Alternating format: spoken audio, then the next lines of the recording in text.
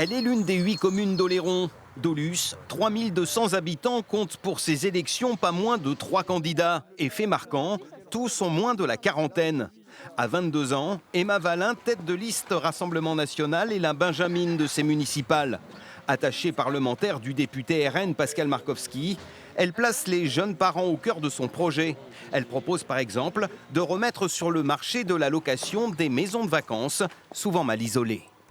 L'objectif, ça serait proposer un dispositif qui permettrait de remettre ces maisons aux normes pour réaccueillir du coup de la vie à l'année, notamment dans les bourgs et les villages.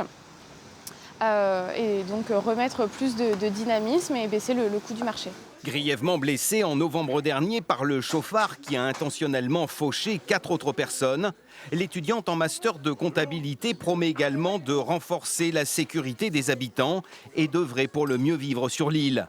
C'est justement ce que revendique le maire sortant, Thibaut Brechkov, 33 ans. L'ancien étudiant en droit défend son bilan et loue la bonne santé économique de la commune. Il promet de créer une 50aine de nouveaux logements et compte sur la création du pôle médical inauguré en décembre dernier pour accueillir de nouveaux professionnels de santé. Donc on a le lieu pour les accueillir, on a des conditions qui sont intéressantes d'accueil. Donc derrière, à charge pour nous de les accompagner dans leur démarche de logement, d'installation. C'est aussi une démarche de communication pour les faire venir. Voilà, c'est un certain nombre de mesures comme celle-ci qui feront que des professionnels viendront sur l'île d'Oléron et notamment sur Dolusse. Le littoral et sa préservation face à l'érosion font également partie de son programme. Un littoral qui compte aussi beaucoup aux yeux de Nicolas Synodinos, 39 ans, tête de liste sans étiquette Demain Dolusse. Pour ce gestionnaire de projets dédiés aux entreprises, le développement de la ville passe par son attractivité.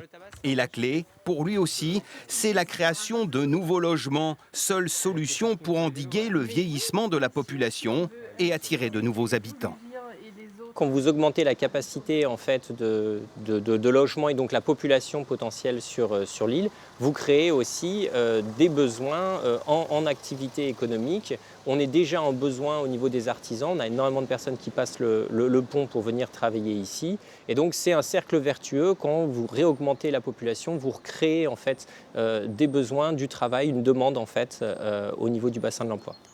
Logement, offre de soins et attractivité. À Dolusse, une chose est sûre, le triptyque des municipales 2026 semble faire consensus.